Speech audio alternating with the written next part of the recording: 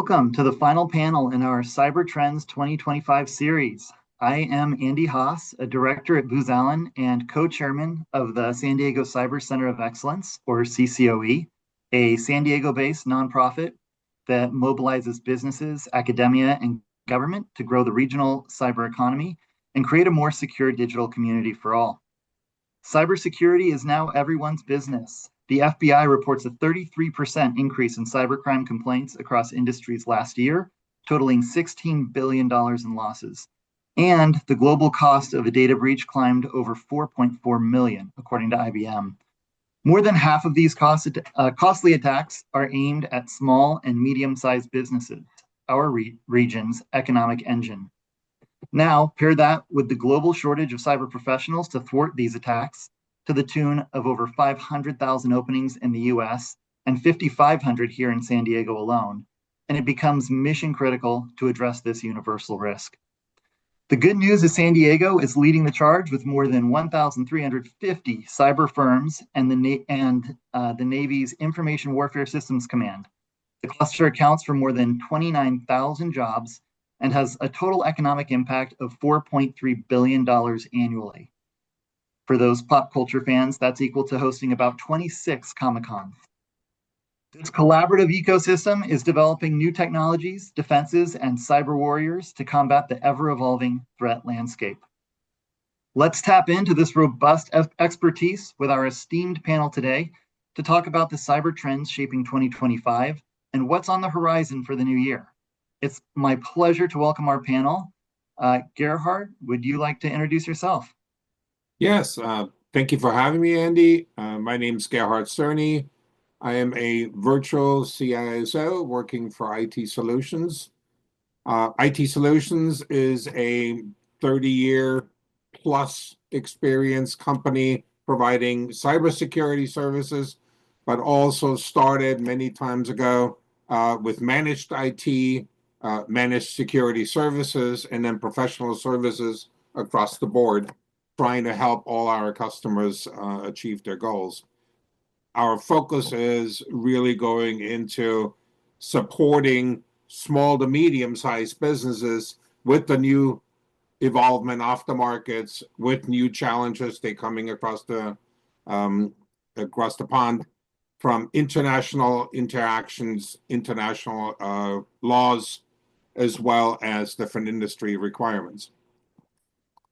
My background, I've worked for many large companies, global conglomerates like Siemens, United Health, New York Life, and now I challenged myself to actually bring all this global knowledge into the small to medium-sized businesses, because they are usually the ones left behind and have limited resources. And I think I can bring a lot of value to translating that into how do we help the local businesses and economies master some of these challenges. Great. Thank you for joining our panel today. And then Robert, would you like to introduce yourself? Oh, yeah. Thank you, Andy. Thank you so much for the opportunity to be with you today. My name is Robert Meyer, and I'm the Director of Economic Development with the Workforce Development. I am Robert Meyer. I'm the Director of Economic Development with the Employment Training Panel. Lead a statewide team that provides development implementation of our interagency agreements, our partnerships, and build business engagement strategies serving industry. In this space and with the Employment Training Panel, we provide funding reimbursement to support California's businesses to be more competitive and to innovate.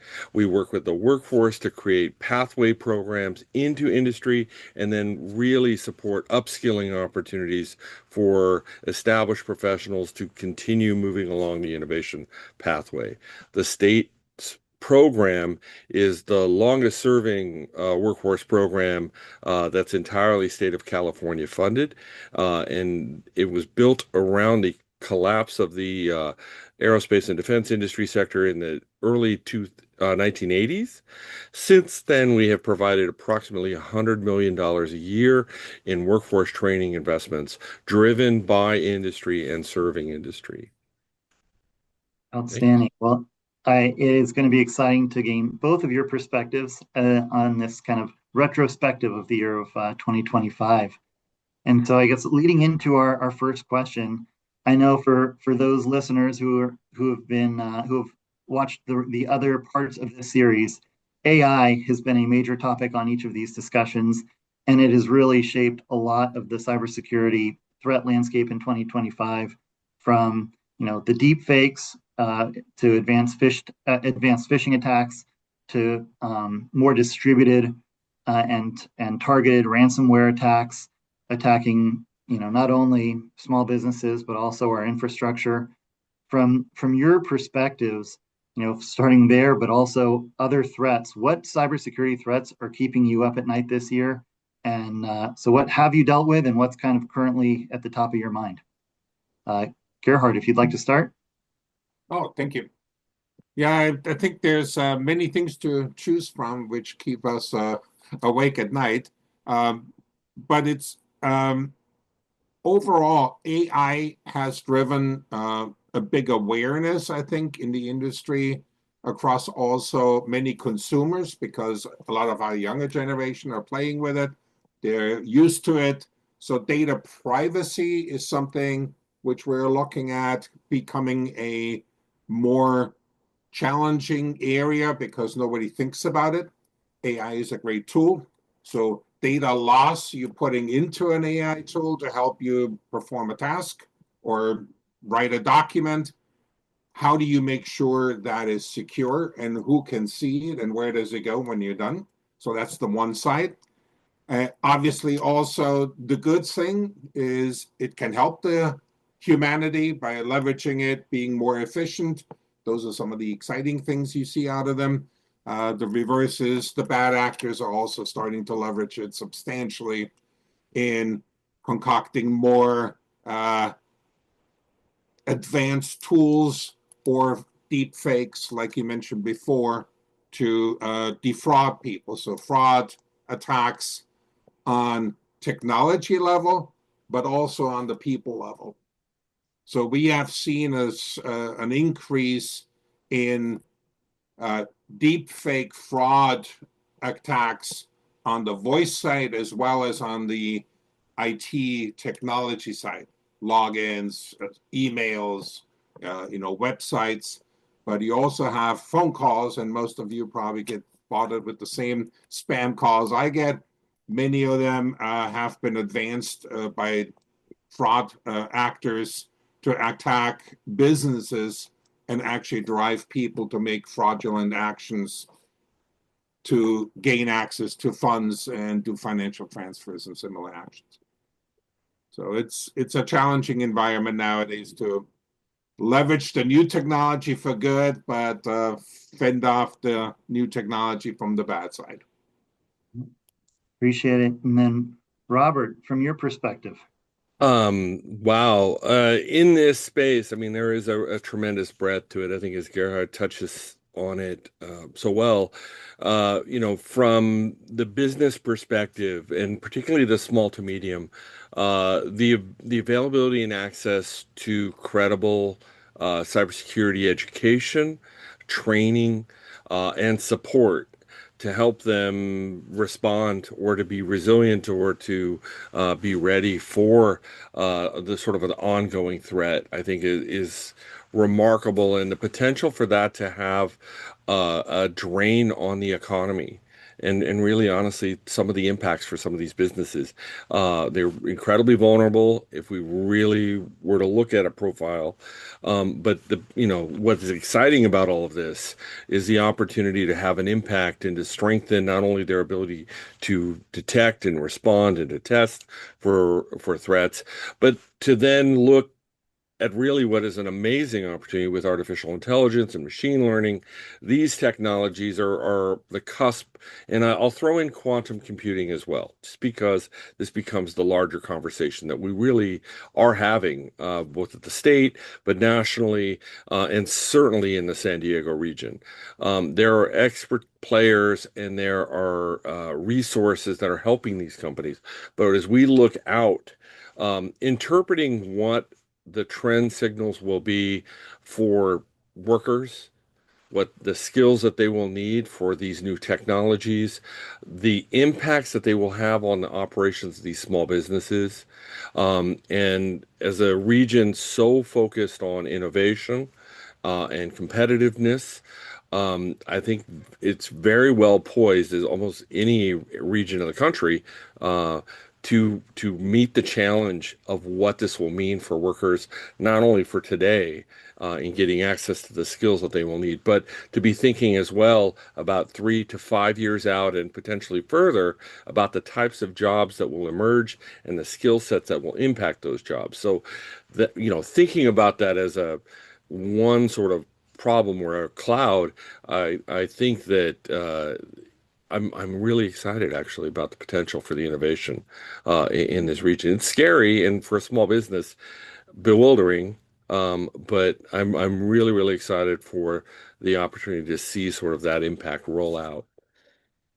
No, I think you both hit on some great points. And Robert, I'd like to expand kind of on one of your points, which is the training, right? And as we talk about the cybersecurity threats, a lot of the things that we're talking about, whether it's phishing, ransomware, the supply chain attacks, they're similar attacks that we've talked about in 2024 and 2023, but they're just so much more pervasive now. There's because of AI, because of some of these tool sets, they're more accessible now. And so it's spreading more quickly. There are just more attacks at more targets now. And I think education is a huge part of it for all, really, for whether you're a cybersecurity professional or not, right? It's really learning about those attacks and what they look like, Right. from phishing attacks using deep fakes, right? With the AI now having deep fakes, we've heard stories about someone in a finance department or accounting getting a phone call from their head of finance or head of accounting from their phone number with their voice, and it was saying, hey, we need to transfer this money to a different account, and it was actually somebody who had deep faked the voice and spoofed the phone number, right? So just training like that to be aware of what's out there, because those threats are becoming more and more sophisticated with the advancement of the technologies that we have. Right. I think you raise an incredible point regarding that. I mean, we see it as an investment opportunity from the state's perspective. The funds that we have access to leverage investments that an employer can make in upskilling all of their workers, particularly if we think a small manufacturing company. 10 years ago, we were talking about, okay, we have to work on cybersecurity. It was really training a few IT professionals to get industry recognized credentials for more advanced skill sets needed to, at that level, develop and implement a strategy. The more reasonable understanding now is that every employee has a role to play in a cybersecurity threat profile to be able to respond effectively. It does not mean that every employee is out there solving, or diagnosing or testing a national threat level sort of threat, but instead, just basic digital citizenry becomes a very effective investment that a company can start with. And there are plenty of resources in terms of workforce development, but also local community colleges. The San Diego region is blessed with several workforce intermediary partnerships that focus on industry needs and trends. CCOE is a fabulous partner in this respect because they convene so many different partners effectively for the employer.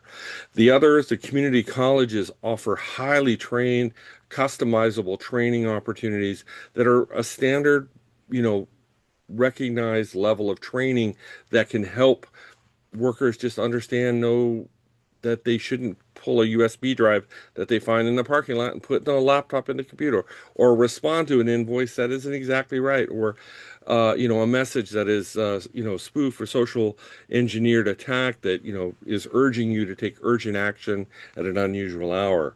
So many of these things can be trained with a very modest level of investment.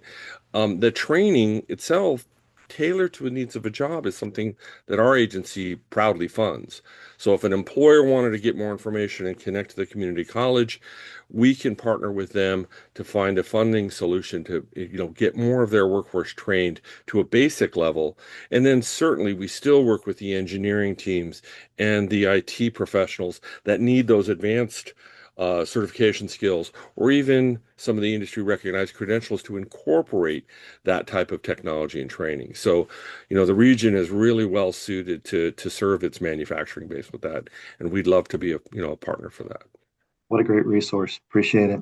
Yeah. And we've started now, I think, kind of getting into that second question, with training being one of those solutions to address some of the threats that are keeping us up at night. But what new cybersecurity innovations and other solutions are you most excited about? And Gerhard, I think we'll pivot back to you. There's a lot of innovations. I think it's machine learning as well as AI from a training perspective, but AI also as a defense perspective. So there's a lot of new tools coming out right now which help us as a service provider to be much faster and much more granular in how do we help defend small and medium-sized customer businesses from advanced attacks. In the old days, you had the virus protection, and if the signature matched, then you prevented it. In today's world, it is evolving so quickly that you have to almost have near real-time responses and near real-time detection of unknown attack vectors. And that is, I think, where some of the new technology can help.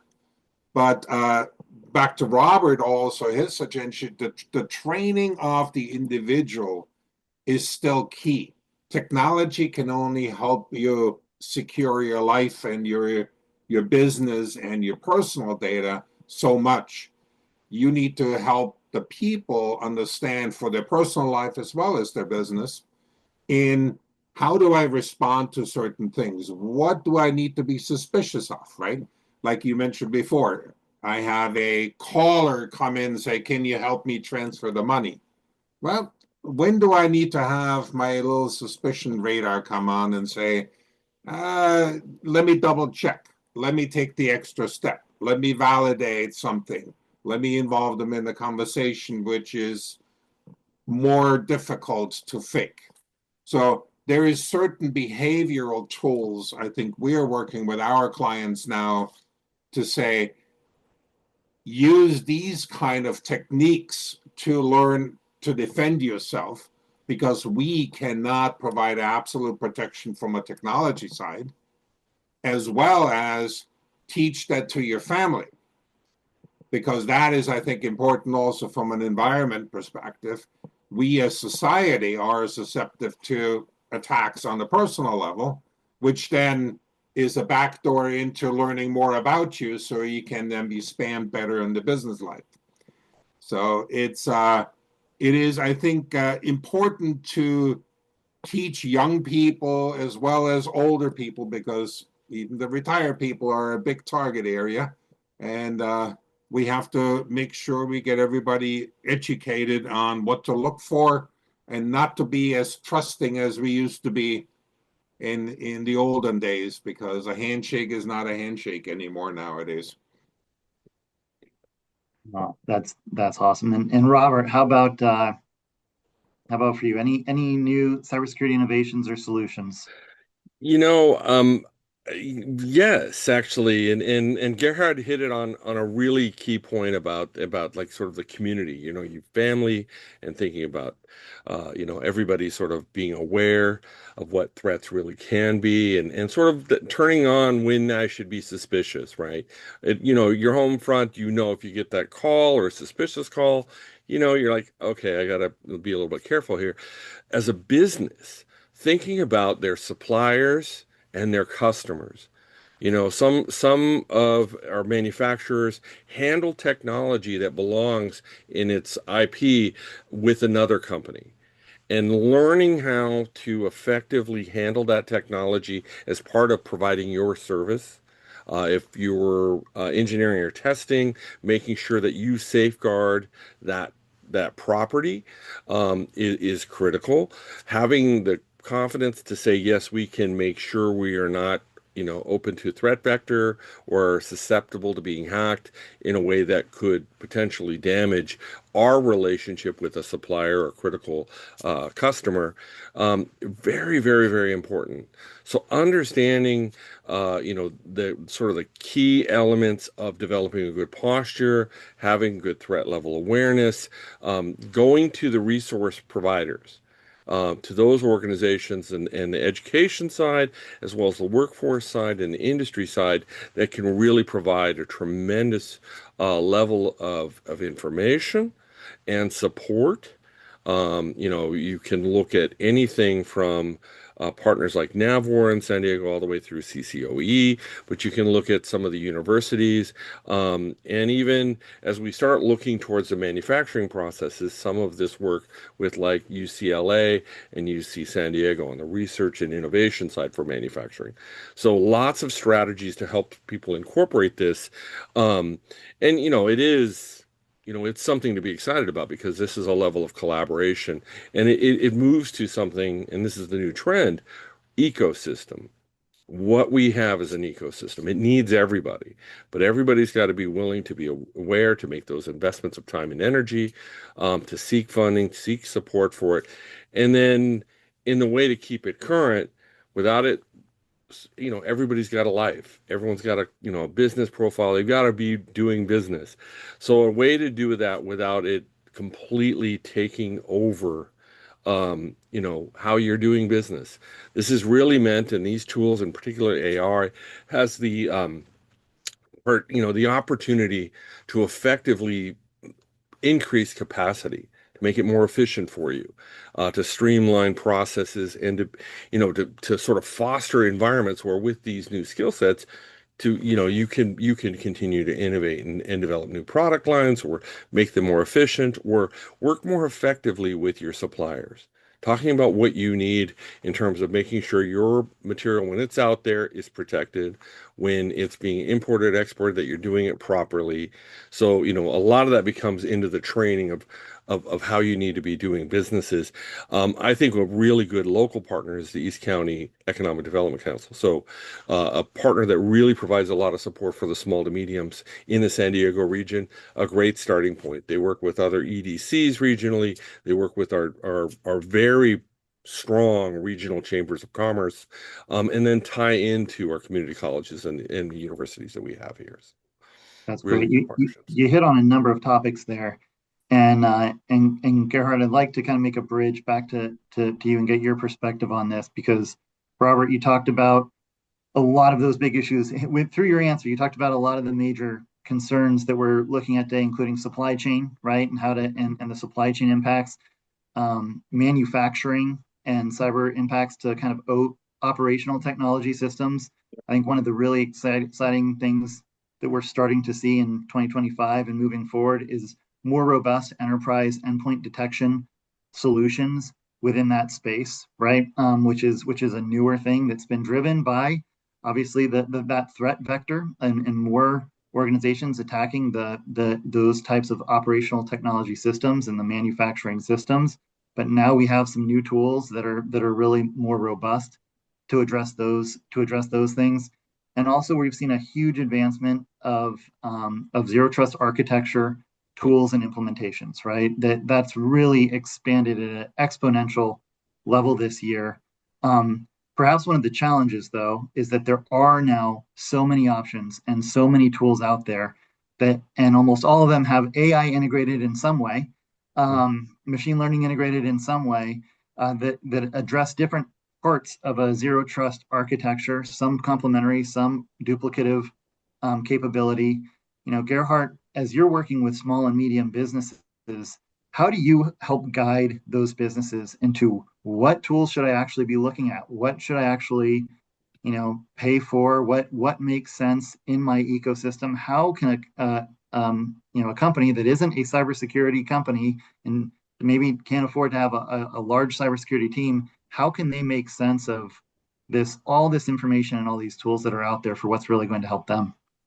That's a very good question, because that is a challenge, I think, for most small to medium-sized businesses. It's not their bread and butter. So how do they even understand the technology and the challenges and what to do in that space? Never mind what are the regulatory requirements, if any, whether it's the privacy of CCPA or GDPR, depending on which field you're in. So the privacy side is driving a lot of efforts, I think, in small businesses identifying what are my needs to protect my own intellectual property and my private data, what are my regulatory requirements. Even small businesses, we have done assessments in California for Microsoft. They have their own privacy format they need to follow if you want to do business with them. What we try to do is help them understand where are their, lack of better words, crown jewels. What are they? They have to identify what's dear to their heart, to their business, what is essential to their business, and how do you protect it? Why do you protect it? And for whom do you protect it? So you have to understand your business motivation around it, so you can then communicate with your own employees. This is important. This is important. This is why I want you to watch this door so nobody comes in and out who shouldn't be going in, right? So you need to get the people aspect. And then at the second time, or at the second approach, what are the technologies and solutions we can bring to the table to say, if we help you implement something like this, it will help you automate it so you don't need people to watch it. There is a tool, whether it's AI-based or something else, to watch your front window and your back door so you don't have to be in both at the same time. Compliance is also playing into the small to medium-sized businesses.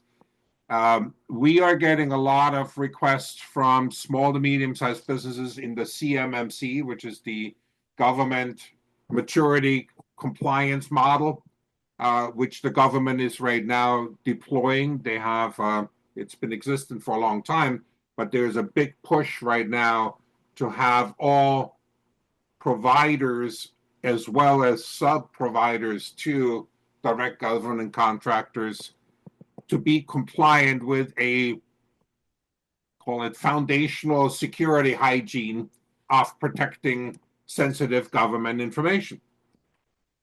Most of the machine shops and small mechanical contractors who are service providers to the government don't understand how to achieve that. And it is very costly in some cases. So we are working very much with those businesses saying, what makes sense? What is really the scope of what you need to do? How do we help you maybe re-engineer your business process so you can protect the information and not have to completely invest or upturn your whole manufacturing process? So those are very challenging times. Personally, I think it is a very good opportunity to lift up the hygiene of all our businesses. So the intent, I think, from the government to implement foundational security across all the businesses is important and has a good impact. We just have to figure out how do we help all the businesses figure out the right balancing act of investment, funding for these things, and doing the right sized approach rather than, either going out of business or overspending for what they have to do. And we all have to work together. I think that's where the communities come in. People like Robert who can help us with how do we get the right size in there, and then we can help with the technology and the support of it. That's great. And I think that's a great lead in, especially with the discussion around the requirements, compliance, and frameworks about what do you see on the horizon in the new year that all organizations should have on their radar. I think compliance is a big piece of this. I think cyber insurance being part of that, especially on the private side. Yeah. CMMC really starting to be more strictly enforced. So this one we'll start with Robert. What are you seeing on the horizon for the new year? Wow. Well, I think what there'll be two real drivers that I see. I think obviously the continued wave of technology coming into the ecosystem of employers, manufacturing networks, the supply chain will be critical to have that understood. So, resources that can help a small business understand, and Garrett made a fantastic point about understanding what type of investment should they be making. So, networks like your Small Business Development Center, Business Entrepreneur Center, EDCs, your local partners that are rooted in this are having these conversations. So, becoming part of that, learning as much as you can when you have the time to do that. Podcasts, information resources, webinars, things like that that can share some of this information and where to go, as well as your neighboring businesses. We're there's it leads into this foundation of an ecosystem, and California really has a strong network of these partnerships, and it's really, really terrific to see. One that we really are championing, and this is going to come into the new year, is a program called CalC. This is California Shipbuilding Ecosystem Alliance. This is working with the Department of the Navy supply chain to bolster shipbuilding, maritime industrial base, really intrinsic to San Diego, but also Southern California. And this is a network of partners that cover government agencies like ETP, Land Use and Climate Innovation, which houses the military, Department of Military Affairs. We also have industry, so trade associations, IEEE, the universities, academic university, community colleges, as well as a range of nonprofits that are in business to provide that intermediary glue and conversation, all supporting the advancement of innovation in the supply chain, but also things like cybersecurity, additive manufacturing, smart manufacturing. You'll hear about this. This becomes more agile, more nimble. We need this robotics, advanced technology. These are really built around the supply chain's contracting apparatus. So how do businesses take part, get this business as part of the supply chain, continue to innovate? We all really take one step back in California and look at the national threat structure, national security. Those are our bigger missions as Americans. We're proud to partner both at a federal and state level to support that here in California. So, there will be plug information shamelessly. It's elcaminobtc.com. If you want to find out more information about CalC, certainly you can connect with us. I'd be glad to partner with that network. But that was really built on two previous partnerships driving innovation in technical skills, and then another really assessing and understanding the threat landscape of cybersecurity. And that program, Cascade, brought together this ecosystem here in California. And right now, we are spending time sharing with other states exactly how this was really done. The impacts are advancing, and we're seeing benefits because other states are looking at this going, how do we set this up in our state? And the manufacturers that we get to work with are all the better for it. The workers that are working now are better because they have access to better skill sets and leading edge technology and training, and that supports the employer. And then more importantly, we take one step back and we look at who's going to be doing this work in 5 years. Where are they now? They're in schools. Youth engagement, youth awareness, pathway development, internships, and apprenticeship is really something that the CalC partnership is offering.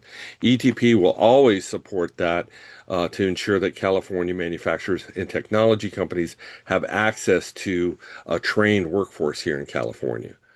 We know how expensive it is to be here, but to counter that, people that have grown up here and want to remain here can be given the skill sets and connections to industry sector to sort of build out the workforce that's going to, continue to protect this country, but also to add a tremendous amount of economic impact here in California. So that's what is coming.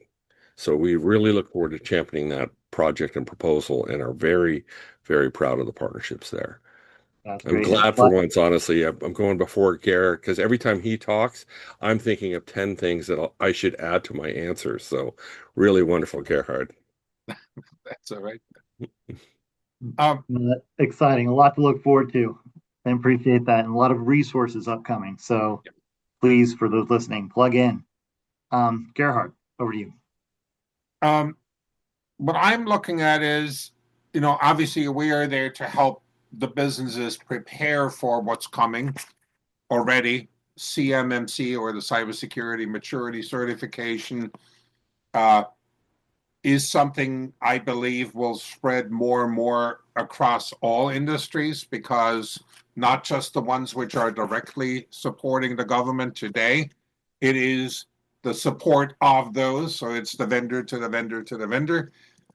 We all have to get our hands around that.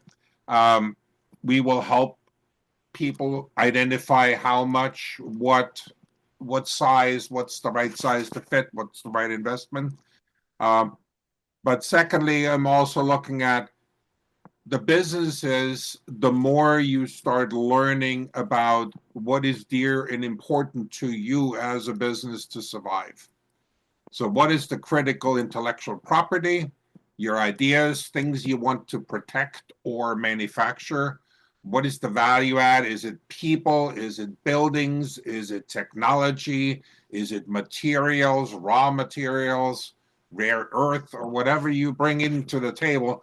Where are your critical providers and suppliers, and where are your critical customers? So you can then maneuver the constant changes of the world around you, from a supply chain, from a technology, from an innovation, and leverage then tools like AI and say, how can I use AI to help me build a better product, reach my customers better, innovate better, become more efficient?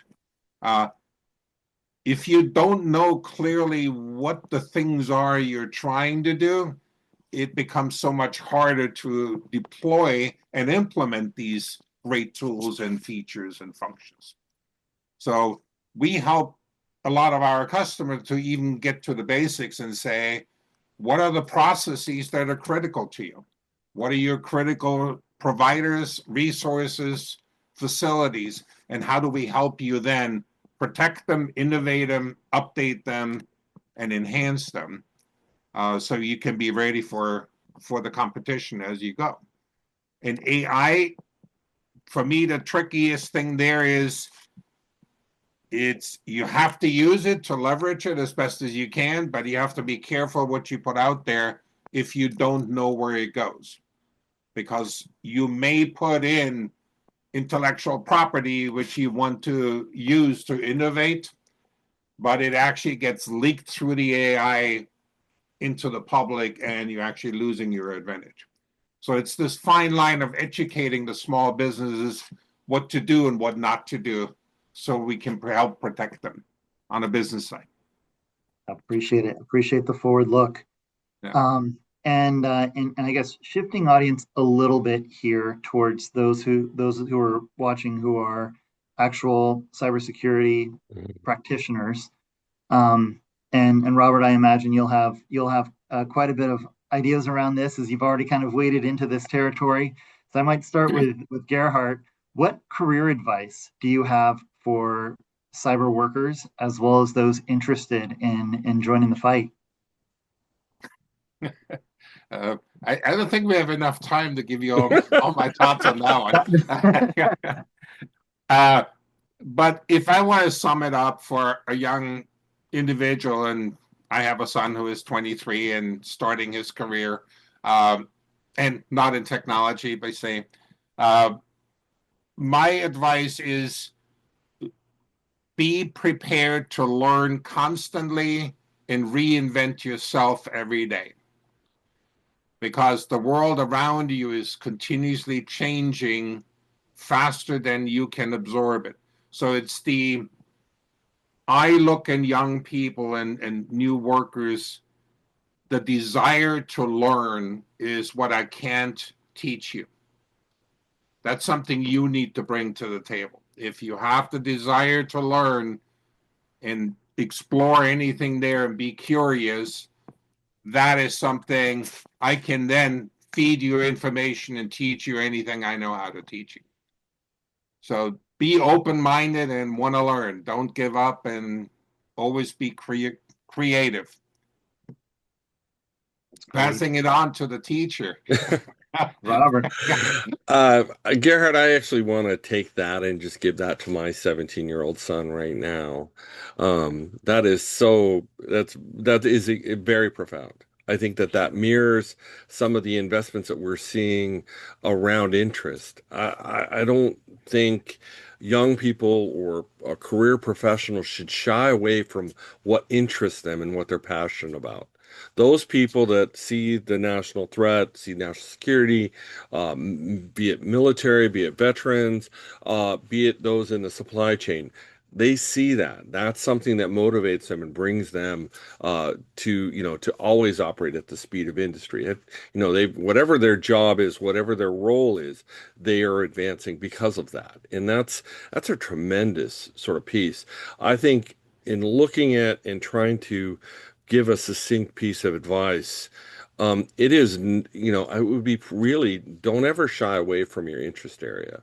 If it is combating cyber threats and to be in that space intensively, be prepared to follow up with what it's going to take to be successful. And that is continual training. With the advance of learning modalities and training methods, micro curriculums, digital badging, digital certificates, those things attached to your career. Keep on the skill sets.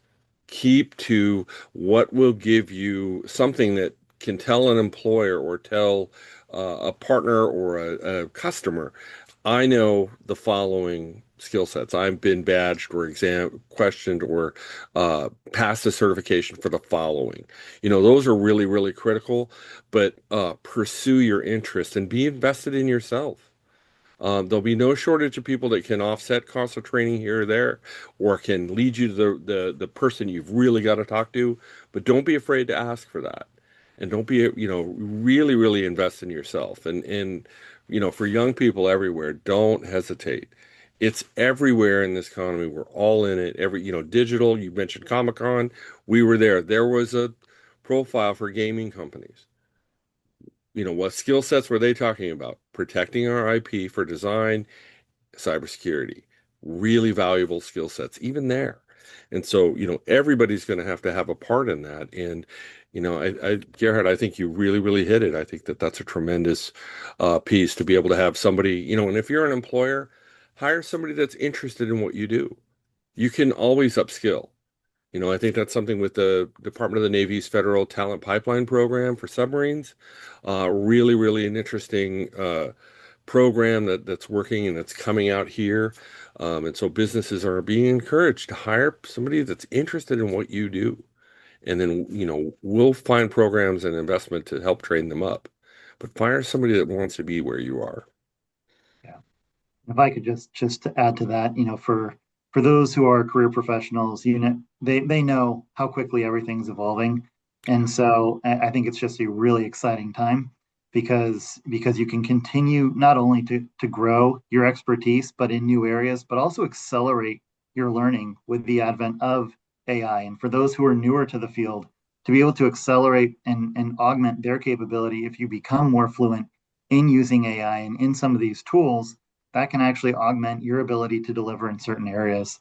And if you're interested, if maybe you're working in a field that's not cyber right now, and you're interested in getting into it, know that you don't necessarily just look for those entry level opportunities. You're coming with an expertise, either in a domain, a type of industry, or another functional capability where cybersecurity is an aspect of it. Cybersecurity is touching all capabilities, all functions, all kinds of jobs right now. So know that if you're coming with that kind of expertise, you can bring a lot to an organization. So don't necessarily have to just look at those entry level roles. I'll put a plug in for Journey's Map, which you can access from the San Diego Cyber Center of Excellence website, sdccoe.org. You'll take a little quiz in the beginning. It talks about your current experience, and then you can look at different cybersecurity roles and jobs that you're interested in, and it'll actually provide multiple pathways to get to different types of cybersecurity careers from where you are. It's tied specifically to the San Diego region and resources within the San Diego region. So put a plug in there for anyone who's interested in perhaps transitioning to more of a cyber career. With that, we'll transition into kind of our last question and final word before we say goodbye. So as we wrap it up, what are your parting thoughts for our audience to help navigate the ever-evolving cybersecurity landscape and tap into all the resources our community has to offer? And I guess we'll start again with Gerhard. Thank you. Final word. My recommendation, even with all the technology and everything else out there, has not changed in the past 8 years. And that's always when you type something, store something, record something, publish something, always make sure when you type it into a computer or in a phone or record it, assume it's being published on the internet and will be out there forever. And then ask yourself if you really want to do it before you do it. And I tell that to CEOs of our small to medium-sized businesses who look at me and saying, what do you mean? Aren't you securing it? And the answer is, that's the point. You don't know where it goes when you type it into that browser or into that AI or into that chat bot. Assume it's out there and you can never get it back. So be always diligent and don't assume. Zero trust is a great vision, but not necessarily reality on all fronts right now. Thank you. Robert. Well, relative to cybersecurity, that is exactly it. I think Gerhard sums it up so effectively. I think in looking past this, don't be afraid to innovate. Don't be afraid to be competitive. Pursue it, follow up, chase details down, invest in yourself. And as a company, invest in your own company, invest in your people. There are resources and programs that will help you do that. You even paying attention or reading articles, going to the webinars, listening, there are tremendous resources here for you. And we await getting to work with you. Look forward to seeing some of this and share successes and how we can do things better. Yeah, thanks. And finally, cybersecurity, I'm going to borrow from the CCOE, kickoff is cyber is everyone's business, right? Cybersecurity is everyone's business. If you've watched this whole, the whole discussion here today, you're aware of that and you're leaning in. And so, please use the resources that are out there. We've mentioned a ton of resources today. I will once again highlight there's a resources tab on the CCOE website for a bunch of resources in San Diego. There are podcasts that come out. Cyber Insiders podcast is one that the CCOE puts on. You can get that at the link. There's a San Diego Cyber Clinic that you can access to get some support for your small business, as well as the San Diego Cyber Lab, which is a resource that's open to everyone in the region. So would encourage you to lean in, look for those resources, and lean in 2026. But thank you, Gerhard, Robert. Really appreciate your time today. Thank you for your great insights. This was a great conversation. So I appreciate it, and have a good end of the year and Happy New Year. Happy New Year to you, and thank you for hosting us, Andy. Awesome. Wonderful conversation. So glad to participate. Thank you, San Diego Business Journal and CCOE. Really appreciate it. Thank you. Thank you.